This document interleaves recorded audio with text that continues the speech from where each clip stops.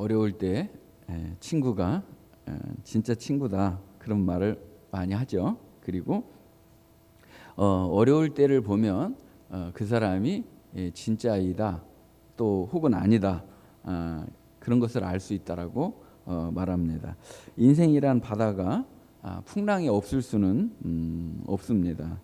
그래서 언제나 풍랑이 일어날 수 있는데 이렇게 어려움이 왔을 때 사람도 진짜인지 아닌지 알 수 있는 것과 마찬가지로 성도도 고난이 오고 어려움이 왔을 때 그 성도가 진짜 성도인지 아닌지를 알 수 있다는 것입니다.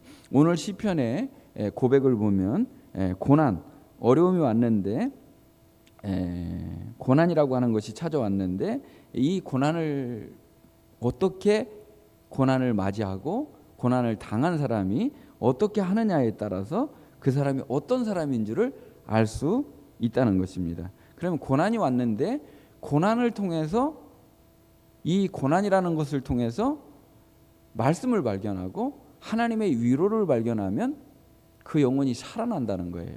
근데 반대로 고난이 와가지고 그 고난 때문에 낙심하고 멀어지는 사람도 있다는 거예요. 근데 고난이 왔기 때문에 하나님을 더욱 붙들고 하나님을 더욱 사랑하고 더 기도의 자리에 앉는 사람도 있다는 것입니다. 그러니까 고난을 맞이했는데 그 고난을 대하는 태도가 어떠냐에 따라서 이 사람이 누군지를 알 수 있다는 것이죠. 그래서 시편 1편에 이 시편의 모든 그 서론이 되고 또 성경 전체의 서론도 될 수가 있겠습니다. 악인의 길과 의인의 길 두 가지 길을 보여주는 거예요. 악인의 길은 이런 거다, 의인의 길은 이런 거다라고 보여주시면서 의인은 어떤 길을 걸어가느냐. 시편 1편 2절에 있는 말씀을 보면 오직 여호와의 율법을 즐거워하여 그의 율법을 주야로 묵상하는 도다. 이 사람이 의인이라는 거예요. 하나님의 말씀을 즐거워하는 사람, 주님이 나를 사랑하신다는 그 말씀이 나에게 얼마나 힘이 되고 주님이 나를 어디로 인도해 주시는지를 알고 그 말씀 때문에 힘을 얻고 그 말씀을 주야로 양식과 같이 호흡과 같이 먹는 사람이 바로 의인의 길을 걸어가는 사람이라는 거예요. 하나님의 말씀에 은혜가 없다 그러면 의인의 길을 걸어갈 수 없는 존재인데 하나님의 말씀에 은혜가 있기 때문에 하나님이 인도해 주시는 그 길을 걸어갈 수 있다라고 말씀을 하십니다. 그래서 저는 말씀을 깨달아 아는 것, 우리가 말씀을 깨달아 안다, 우리가 설교를 듣는다고 그러지 않습니까? 설교를 듣는데 그 말씀이 나에게 들려져요. 이거 뭐 마이크 소리가 크다 작다 이런 게 아니라 하나님의 말씀이 들려져요.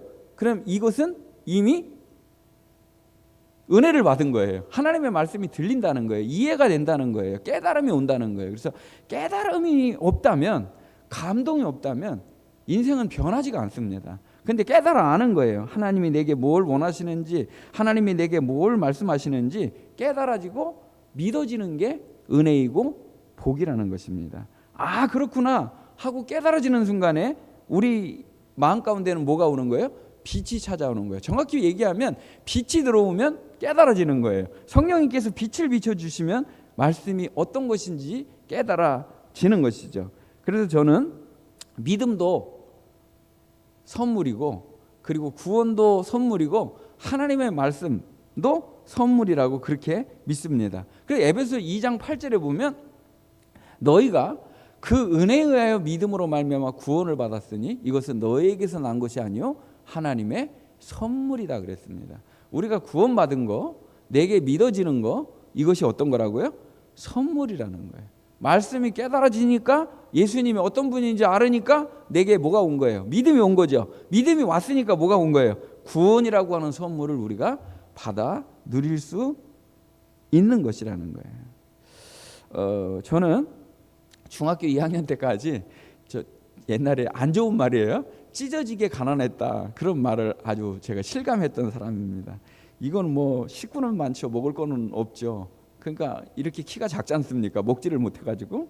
그런데 그런 게 저는 2학년 때까지 너무 힘들게 살았습니다. 아니 그 뒤에 편하게 살았다는 뜻이 아니고 2학년 때까지 너무 힘들었는데 그런 환경 속에서 살아서 그런지는 몰라도 뭔가 정확하고 증거가 분명하고 뭔가 확실하게 증명되는 것만 제가 들으려고 그래요.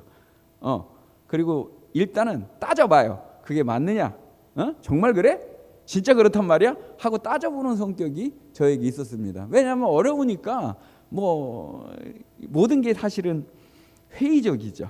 그렇게 힘든 상황 가운데서 중학교 시절을 보냈습니다. 그런 환경 속에서도 하나님께서 제게 참 그 붙들어 주시는 그 손을 놓지 않았기 때문에 탈선하지 아니하고, 그리고 오히려 잘못된 것을 보면서 나는 저렇게 살지 말아야 되겠다라는 생각을 하게 되었습니다. 그렇게 아주 그 불편하고 못마땅하고 회의적인 그런 상황에서 저는 이렇게 생각했습니다. 아주 어렸을 때 얘기예요. 이게 중학교 때. 그러니까 하나님이 계시다면 이 세상에 이렇게 어려운 사람이 많을 수 있어?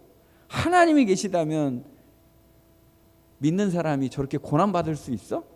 이런 문제들에 대해서 저는 아파하고 고민을 했습니다. 하나님이 계시다 그러면 이 세상이 너무 불공평한 거를 그냥 두시겠어? 라고 이런 생각을 하게 되었습니다. 그러니까 뭐냐면 창세기에 있는 말씀도 하나님이 태초에 천지를 창조하셨다. 모든 성경의 어마어마한 기적들이 다 따져서 알아보고 확인을 하고 믿어보려고 그러는 거예요. 믿어지겠습니까? 안 믿어지겠습니까? 교회는 나와 있어도요 전혀 안 믿어지는 거예요.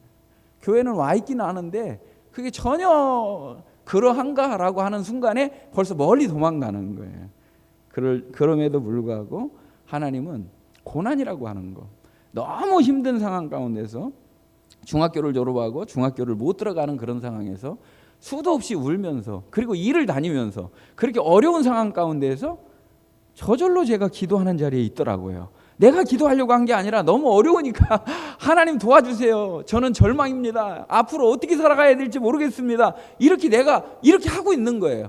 그런 사이에 저도 모르게 나중에서 알게 되었습니다만은 그 말씀이 성경 이사야에 있는 말씀이라는 걸 나중에 알게 된 거예요. 그때는 성경을 모르니까 두려워하지 말라.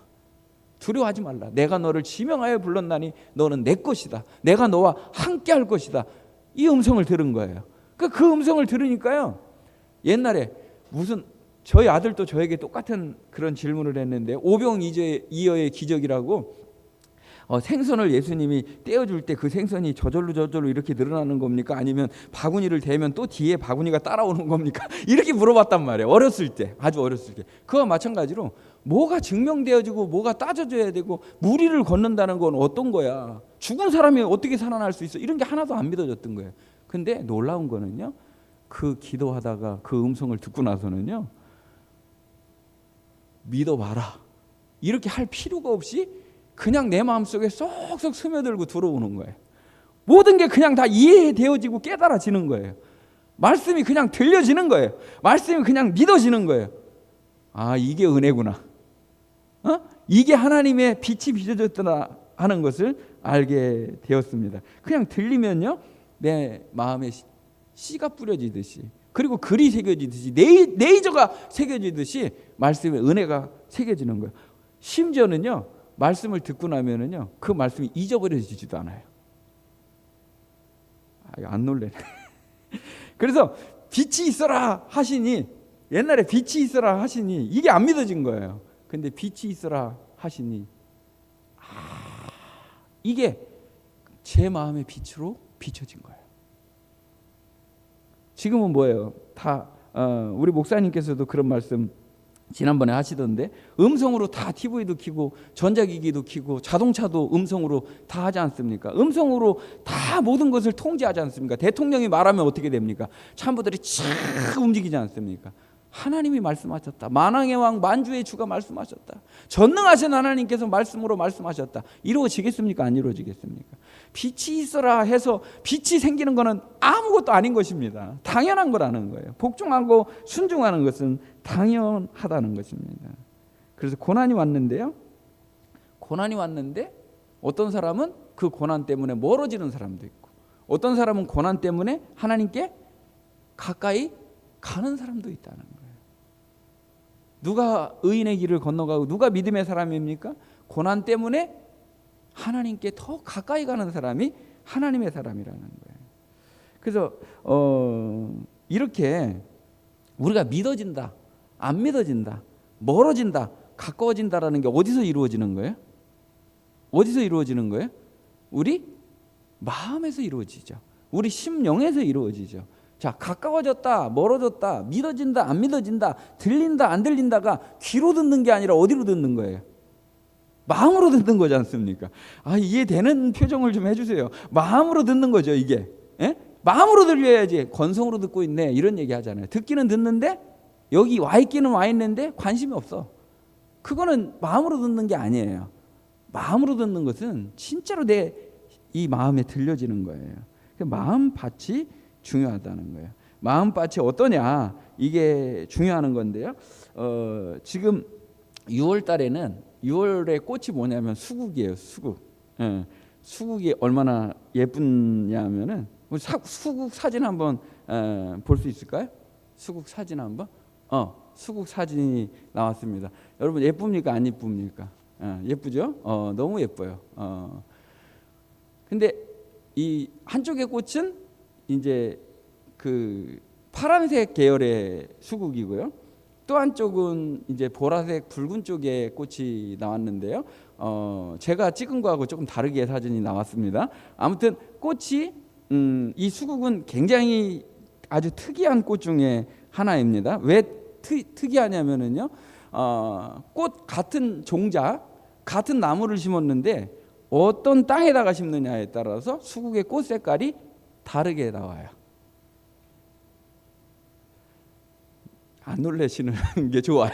그러니까 어떤 나무를 다르게 심어서가 아니라, 물론 수국의 종류가 산수국 여러 종류가 있지만 같은 나무를 심어도 땅에 따라서 색깔이 다르게 나와요. 그래서 그걸 분석해 보니까 수국의 색깔이 산도가 높은 산성 토양에서는 파란색 계열로 나오고요. 그 다음에 알칼리성, 염기성인 경우에는 붉은색 계열, 분홍색 꽃이 나오게 돼요. 심지어는요, 가지하고 뿌리가 위치한 거에 따라서 한 나무에도 다른 색깔이 나오기도 해요. 진짜예요. 네. 여러분이 나무를 자세히 관찰하면 그래요. 심지어는 농부가요, 질소 비료를 줬느냐 안 줬느냐에 따라서 이 꽃 색깔이 바뀌기도 해요. 저는 이거를 보면서 수국이 우리 마음의 리트머스 시험지와 같은 것이다. 우리 마음의 리트머스 시험지야. 그래서 우리 마음이 어떠냐에 따라서 오늘은 파란 꽃으로 와요. 오늘은 다른 꽃으로 와요. 여러분, 하나님 앞에 나오는데, 내가 하나님 앞에 나오는데 어떤 마음으로 왔느냐에 따라서 은혜 받는 게 결정이 돼. 그래서 예수님도 이것을 직접 우리에게 말씀을 하셨습니다. 마태복음 13장 18절에 있는 말씀을 보면, 그런즉 씨 뿌리는 비유를 들으라 라고 말씀하시면서 예수님이 비유하시고 이 말씀을 알아듣기 쉽게 예수님이 직접 해석을 해주셨습니다. 마태복음 13장 19절에 있는 말씀을 보면, 아무나 천국 말씀을 듣고 깨닫지 못할 때는 악한 자가 와서 그 마음에 뿌려진 것을 빼앗나니 이는 곧 길가에 뿌려진 자요. 밭이 있는데요, 첫 번째 밭은 무슨 밭이라는 거예요? 길가밭이라는 거예요. 길가밭은 마음이 딱딱하고 돌 같아서 마음에 하나님의 말씀이 뿌려졌는데 깨닫지를 못한다는 거예요. 깨닫지 못해서 그 말씀이 들어가질 않으니까 새들이 와서 그 말씀의 씨앗을 가져가 버렸다는 거예요. 그 기쁨을 가지고 가버렸다는 거예요. 그래서 오늘 말씀이 들려진다, 말씀이 깨달아진다, 엄청난 복이에요. 여러분, 말씀이 들려지는 것 자체가 나는 누구라는 거예요? 하나님의 자녀라는 뜻이에요. 말씀이 깨달아지고 믿어지는 게 하나님의 자녀라는 뜻이에요. 아이고, 하나님 말씀 듣는데 믿어지지도 않고 무슨 소리 하는 거야, 저 목사님 이상하네. 아니, 제가 무슨 정치적인 얘기를 하면 소견을 달리할 수 있지 않습니까? 근데 하나님 말씀을 전하는데 뭔 소리인지 깨달아지지 않는다. 이거 한번 진짜 하나님 도와주세요 하고 기도해야 돼요. 말씀이 깨달아지는 거, 이게 복이에요. 그래서 내 마음이 지금 말씀이 들려져요. 하나님의 말씀에 집중돼요. 그건 내가 하나님의 자녀이고 내가 은혜 가운데 있다는 증거예요.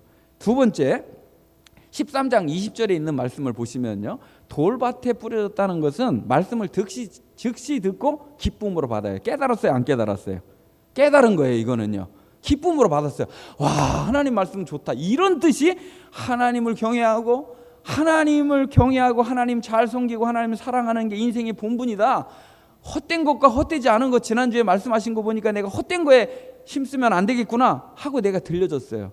그런데요, 그 속에 뿌리가 없어서 잠시 견디다가 환난이나 어려움이 오면 말씀의 은혜를 잊어버리고 내팽개치는 밭이 어떤 밭이라는 거예요? 돌짝밭이라는 거예요. 여러분, 환난이 왔는데요, 박해가 왔는데요, 그 박해 환난 때문에 멀어지는 거, 이거는 좋은 밭이 아니라는 거예요. 돌짝밭이라는 거예요. 나중에 정리를 한번 해보도록 하겠습니다. 세 번째 밭입니다. 세 번째 밭은 22절에 있는 말씀을 보면 가시떨기에 떨어졌다는 것은 말씀을 들으나 세상의 염려와 재물의 유혹에 말씀이 막혀 결실하지 못하는 자요. 사실 이 밭은 좋은 밭이에요.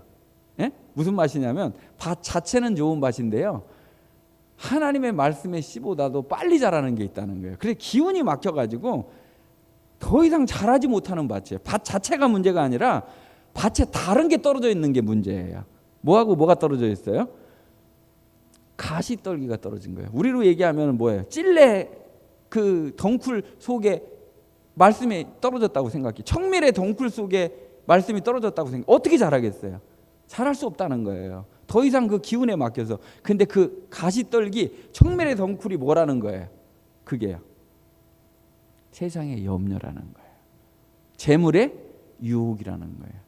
그 두 가지 때문에 은혜를 못 받아들인다는 거예요. 염려가 은혜를 가로막는다는 거예요. 돈이, 물질이 더 사랑하는 게 있으면 하나님의 은혜가 들어갈 수 없다는 거예요. 여러분, 더 사랑하는 게 있으면요, 그게 우상이고 그게 하나님에게서 멀어지게 하는 요소가 된다는 거예요. 그래서 물질과 하나님을 겸하여 섬길 수 없다. 그게 아깝다. 성경에 보면은요, 이 물질에 관한 내용이 너무 많아요. 실제로 엄청나게 많이 나와요. 그러니까 목사님들이 이 설교를 하면 성도들은 가까워지는 게 아니라 멀어져요. 왜냐하면 주인이 안 바뀌어서 그래요. 주인이 주님이시다. 나의 주인은 주님이시다. 근데 물질의 주인은 나예요. 그러니까 이게 안 들려요. 더 이상 안 들려요. 내 주인은 주님이시라고 하면서 물질의 주인은 또 내가 나라는 거예요. 이 문제죠.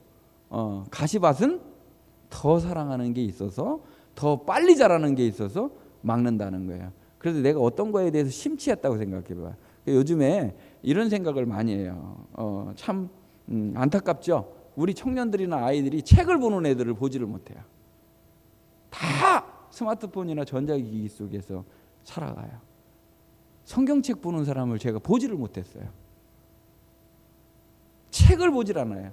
다른 거 더 사랑하는 게 있으면요, 찬양의 은혜가 엄청나게 귀하잖아요. 우리가 찬양하면 너무 좋잖아요. 근데 더 사랑하는 어떤 거를, 유튜브를 다른 걸 보고 있으면요, 찬양의 은혜가 다 어떻게 돼요? 잊혀져요. 아무것도 아닌 건데 게임하고 있으면은 말씀도 잊어버려져요.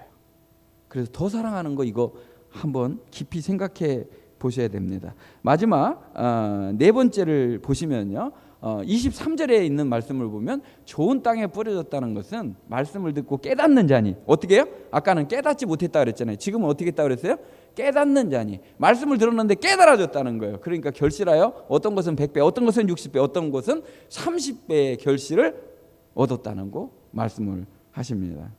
자, 이거를 좋은 땅이라 그래요. 옥토밭이라 그래요. 좋은 땅이에요. 자, 아까 길가밭, 그 다음에 돌짝밭, 가시떨기밭, 그 다음에 옥토밭. 어떤 밭이 여러분 마음입니까?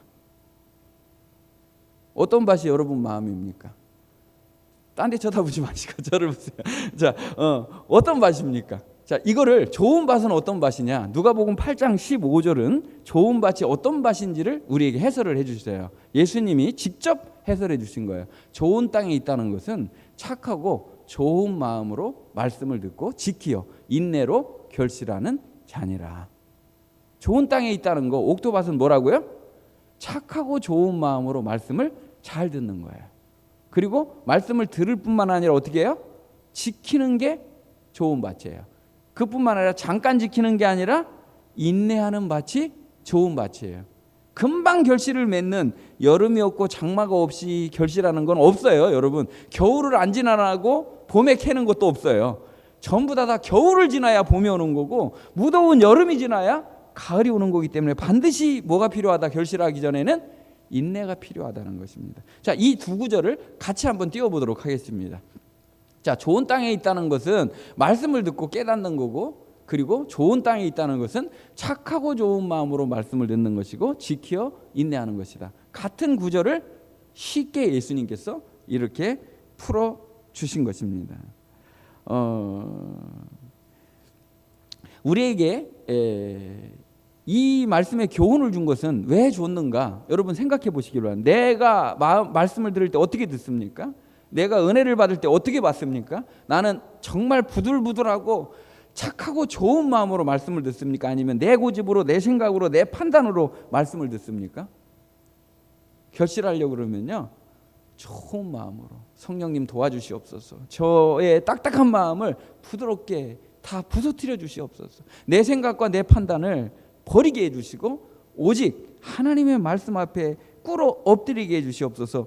기도해야 된다는 것입니다. 여호수아도 모세가 죽자 앞으로 어떻게 해야 될지 굉장히 두렵고 떨리고 고민이 많았습니다. 얼마나 염려가 많이 됐겠습니까? 그럴 때 하나님께서 여호수아 1장 8절과 9절에 있는 말씀을 보면 여호수아에게 하나님의 말씀을 음성으로 들려주시어요. 이 율법책을 내 입에서 떠나지 말게 하면 처방전입니다. 주야로 그것을 묵상하며 의인의 길이죠. 그 안에 기록된 대로 다 지켜 행하라. 금방 읽었죠? 지켜 행해야 된다는 거예요. 그리하면 내 길이 평탄하게 될 것이요. 내가 형통 아니라 내가 내게 명령한 것이 아니냐. 강하고 담대하라. 두려워하지 말고 놀라지 말라. 내가 어디로 가든지 내 하나님 여호와가 너와 함께 하느니라. 여기서 내가 너와 함께 한다라는 말씀이 여러분에게 크게 분명하게 여러분 심령에 새겨지는 은혜가 있으시기를 주님의 이름으로 축복합니다. 이걸 좀 바꿔보겠습니다. 내가 너와 함께한다. 이 말씀이 너와 함께한다. 하나님의 말씀이 너와 함께한다는 거. 말씀이신 하나님이, 말씀이신 주님이 너와 함께하니 염려하지 말라는 거예요. 두려워하지 말라는 거예요. 낙심하지 말라는 거예요. 떨지 말라는 거예요. 하나님이 함께하신다. 말씀이 함께 하신다는 거예요.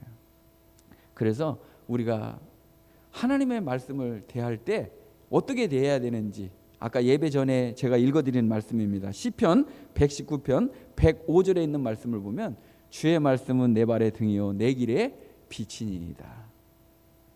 아멘. 주의 말씀은 내 발의 등이요 내 길의 빛이니이다. 말씀이 우리 삶의 안내 표지판이에요. 말씀이 우리의 방향을 알려주는 나침판이에요. 말씀이 우리의 모습을 비춰주는 거울이에요. 말씀이 우리가 어디로 가야 될지 알려주시는 내비게이션이에요. 말씀이 자막대기예요. 그래서 내가 넘치는지 내가 모자라는지를 가르쳐주는 것이 표준 되시는 하나님의 말씀이라는 것입니다. 요한계시록 1장 3절에도 이 예언의 말씀을 읽는 자와 듣는 자와 그 가운데 기록한 것을 지키는 자는 복이 있나니 때가 가까움이라. 자, 이제 여기서 질문을 드리도록 하겠습니다. 매일 성경을 손은 들으시면 안 됩니다. 매일 성경을 나는 읽고 묵상합니다. 매일 성경을 나는 읽고 묵상합니다. 상상 속에서 하나님 말씀이 있다 이런 게 아니라 하나님의 말씀을 매일 읽고 묵상합니다. 바쁘기 때문에, 내가 무엇을 해야 되기 때문에가 아니라 바쁘기 때문에 더 성경을 읽습니다. 여기 한 구절 좀 이제 추가를 한번 해보도록 하겠습니다. 하나님의 말씀을 읽는 자와 듣는 자와 그 가운데 기록한 것을 지키는 자가 복이 있다 할 때 그 가운데 거기에 묵상하는 자가 꼭 있어야 돼요. 여러분, 하나님의 말씀을 읽었잖아요. 들었잖아요. 그리고 금방 잊어버리면 안 되고요. 암송하고 묵상해야 돼요. 그래서 성경을 암송하면 그 말씀이 어떻게 될까요? 생각나는 은혜를 성령님께서, 진리의 성령님께서 생각나게 해주시기 때문에 내가 멈춰서 해야 될 때도 멈춰서게 하고, 가게 할 때도 가게 하고, 내가 힘이 없을 때도 나를 일으켜 세워주시고 나에게 다시 능력을 주시고 하는 게 하나님 말씀이기 때문에 말씀을 어떻게 해요? 묵상하고 암송하는 게 읽는 자, 듣는 자, 암송하고 묵상하고 지켜 행하는 자가 복이 있다. 이거는 저의 첨언을 좀 말씀드리고 싶습니다. 그래서 여러분, 음식을 먹는 게 그 사람을 만든다 그래요. 그래서 요즘에는 하도 별의별 질병이 많고 하도 이 먹거리가 그러니까 편하게 살려고 그러는 것과 딱 만난 것 같아요. 그러니까 엄마들이 아빠들이 편하게 살아야 되니까 조금 간소하게 뭔가를 이렇게 먹으려고 그러죠. 그래서 인스턴트, 즉석 뭐 이런 것들이 오히려 돈이 덜 들고 빨리 할 수 있고 시간도 절약하고 그렇게 해서 그런 걸 많이 먹게 되는데 사실은 몸에는 그렇게 좋지 않죠. 시간이 필요한 슬로우 푸드들이 더 좋다는 거죠. 근데 우리가 어떤 음식을 먹느냐가 우리를 또 만들어 줍니다. 여러분, 야채하고 과일을 먹는데 야채하고 과일을 어떻게 드십니까? 안 먹어요?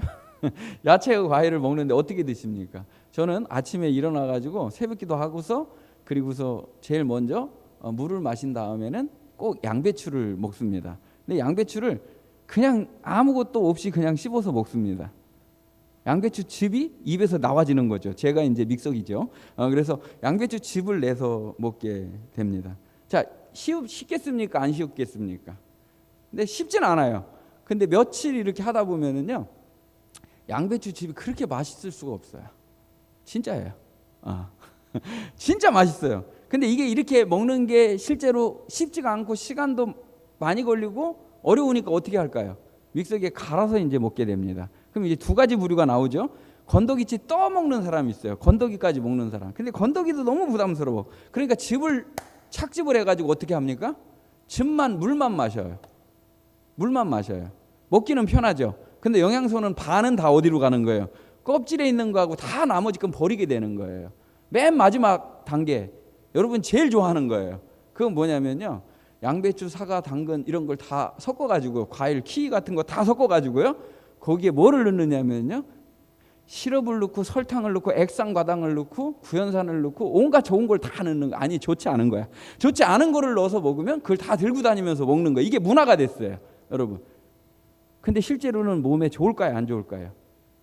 예, 여러분 뭐 말 안 해도 너무나 알 거예요. 근데 저는 이걸 보면서 말씀을 먹는 태도도 이와 똑같다고 생각을 한 거예요. 거칠게 그대로 있는 그대로를 먹을 수 있는 사람이 가장 건강한 사람이에요. 고난의 말씀도, 사실 제가 오늘 이 말씀을 통해서 너무 전하고 싶은 말씀이 있어요. 그게 뭐냐면 고난과 위로의 관계를 저는 말씀드리고 싶어요. 고난 중에도 고난 가운데서 위로하시고 우리를 살려내는 게 하나님 말씀이라는 거잖아요, 이 말씀이요. 근데 이 119편에도요, 고난이라는 문제를 그렇게 좋은 말씀을 말하면서도 고난을 여러 차례 말하고 있어요. 고난 당하는 것이 내게 유익이다. 고난 당하기 전에는 내가 그릇 행하였더니 이제는 하나님의 말씀을 사랑하고 지킵니다 라고 말해요. 내가 고난 가운데 있으니 나를 살려주세요, 이렇게 말합니다. 근데 하나님의 이름이 뭐냐? 하나님의 이름이 영원한 위로의 하나님이셔요. 하나님의 이름이 영원한 위로의 하나님이셔요. 그러니까 그분은 말씀으로 우리를 위로하셔요. 그리고 예수님은 고난 당하신 자들을 위로해 주시는, 상처받은, 고난 받으신 참 위로자셔요. 이 세상의 위로는 잠깐인데 예수님의 위로는 영원한 거예요. 그러니까 아무리 거친 음식도 예수님 마음으로 들으면 다 들려질까요, 안 들려질까요? 들려진다는 거예요. 성령님은 또 다른 보혜사라고 그랬어요. 또 다른 보혜사. 위로라는 말이 똑같은 말이거든요. 보혜사. 원어로는 곁에서 불러주다라는 말과 위로라는 말이 같은 말이에요. 어근이 같단 말이에요. 그러니까 성령님도 우리를 위로하시는 성령님이시라는 거예요. 이런 깊이 있는 말씀을 좀 전하고 싶은데, 여러분 제일 중요한 거 어떤 걸까요? 나는 말씀을 어떻게 먹고 있죠?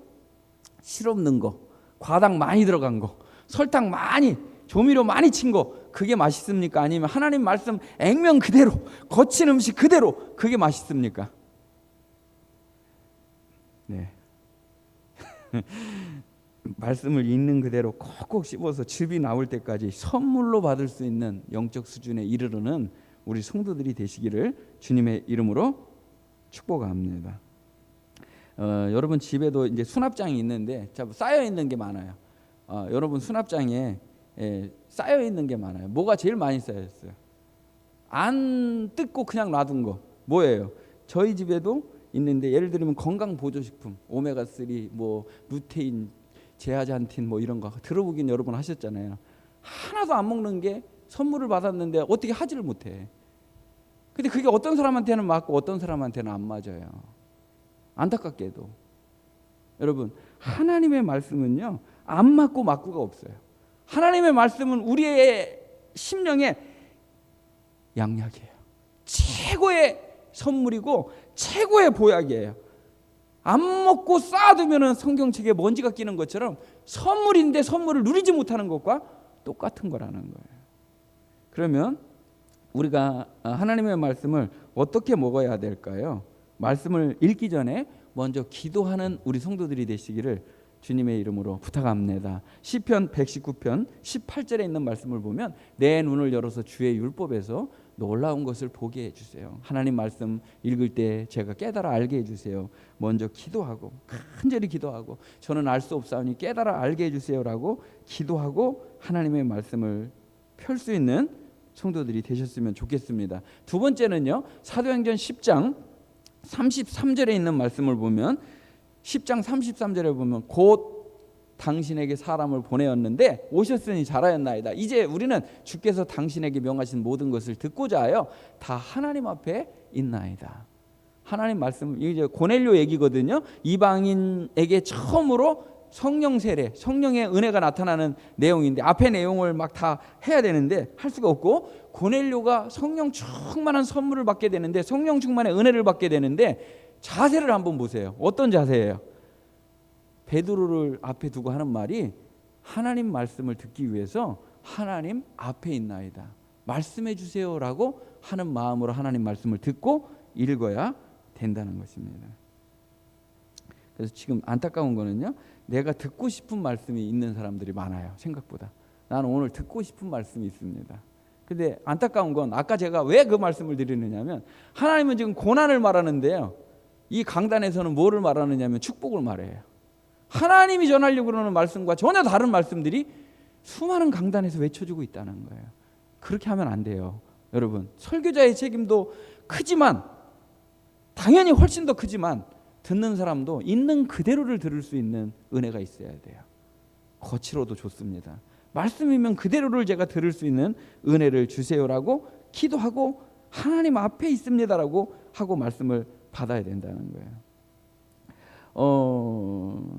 오늘 그 주보에 나와 있는 말씀 보시면 디모데후서 4장 3절 4절을 한번 보겠습니다. 대표적인 건데요. 때가 이르리니 사람이 바른 교훈을 받지 아니하며 귀가 가려워서 자기의 사욕을 따를 스승을 많이 두고 그 길을 진리에서 돌이켜 허탄한 이야기를 따르리라. 그렇게 말합니다. 무슨 말입니까? 내가 듣고 싶은 얘기를 정하고 온 거예요. 나는 오늘 위로받고 싶어요. 나는 오늘 재밌는 얘기를 듣고 싶어요. 잘한다고 좀 해주세요. 이런 마음으로 왔다면 이거는 내가 듣고 싶은 얘기예요. 아니요. 내가 듣고 싶은 얘기가 아니라 하나님 말씀해 주옵소서가 맞는단 말이에요. 어떻게 해요? 사욕을 따를 스승을 많이 둔다는 거예요. 나 잘한다. 너 축복받을 거야. 너 잘하고 있어. 이게 꼭 좋은 거 아니라는 거예요. 여러분 귀를 살살 파주는 그 설교가 좋은 게 아니라는 거예요. 여러분 어떤 설교가 들리는 설교일까요? 어떤 설교를 들어야 될까요? 하나님의 말씀 자체가 선포되는 설교를 들으셔야 돼요. 하나님의 말씀이면 저는 아멘입니다. 그래서 예수님께서 오늘 우리에게 말씀하시기는 그 귀한 말씀 중에 하나는 무엇이냐면 말씀을 들을 때부터 어떻게 들어야 되느냐면 순종하기 위해서 지키기 위해서 들으셔야 돼요. 지식을 위해서 말씀을 듣지 말고 지키기 위해서 들으셔야 된다는 거예요. 그래서 요한복음 2장 5절에 보면요. 첫 번째 표적이 나오죠. 갈릴리 가나의 혼인잔치에 어머니께서 하인들에게 이르되 너희에게 무슨 말씀을 하시는지 어떻게 하라는 거예요? 그대로 하라는 거예요. 그대로 하라는 거예요. 그래, 아유 왜 이물만 있어요? 이물 말고 다른 물로 주세요. 이물 말고 다른 물에다 목욕할게요. 이런 건 안 되는 거예요. 왜 7번 목욕해야 돼요? 이것도 안 되는 거예요. 어디까지? 그대로 끝까지 남김없이 순종해야 그게 그대로 순종하는 거예요. 아니 목욕을 꼭 이물에다 해야 되냐? 이러면 이미 내 생각, 내 판단이, 내 경험이 들어온 겁니다. 어떤 분들은요, 하도 신앙생활을 오래 하면요, 오늘 본문을 딱 보고서요, 오늘 주보에 은혜의 말씀 있는 거 딱 보고요, 오늘 목사님 이 설교 하겠구나 하고 딱 내가 미리 생각을 하고 책정을 해요. 이게 좋은 거 아니에요. 어떻게 해야 될까요? 하나님 제게 말씀해 주세요. 오늘 이 말씀이 제게 살아있는 능력의 말씀으로 들려지게 해주세요. 하나님의 말씀이 내게 씨앗이 되고 이 말씀이 생명이 돼서 내게 비춰지게 해주세요 라고 듣는 주의 성도들이 다 되시기를 주님의 이름으로 축복합니다. 자, 오늘 이 말씀을 읽고서 오늘 말씀 한번 다 같이 읽어보겠습니다. 시편 119편 50절. 자, 오늘 말씀입니다. 시작. 이 말씀은 나의 고난 중에 위로라. 주의 말씀이 나를 살리셨기 때문이니라. 아멘. 여기 살리셨다라는 말인데요. 살리셨다라는 말인데, 이 살리셨다라고 말할 때 나를 살리신 말씀이 있어야 돼요. 저처럼 저를 부르신 말씀이 있어야 돼요. 그런데요, 또 한 가지 중요한 게 있어요. 나를 살리시는 말씀도 있어야 돼요.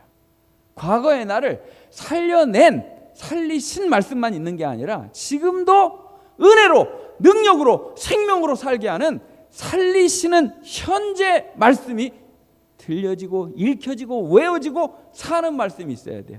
여러분을 지금 이끌어가는 말씀은 무엇입니까? 여러분을 인도해 주는 말씀은 무엇입니까? 여러분을 일으켜 세우고 회복시켜 주시는 말씀은 무엇입니까?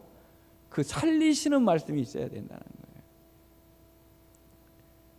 예수님은 우리와 동행하십니다. 예수님은 우리와 말씀으로 동행하십니다. 진리의 성령님은 이 말씀을 생각나게 해주셔서 우리를 살리십니다. 살리신다는 거, 리프레시.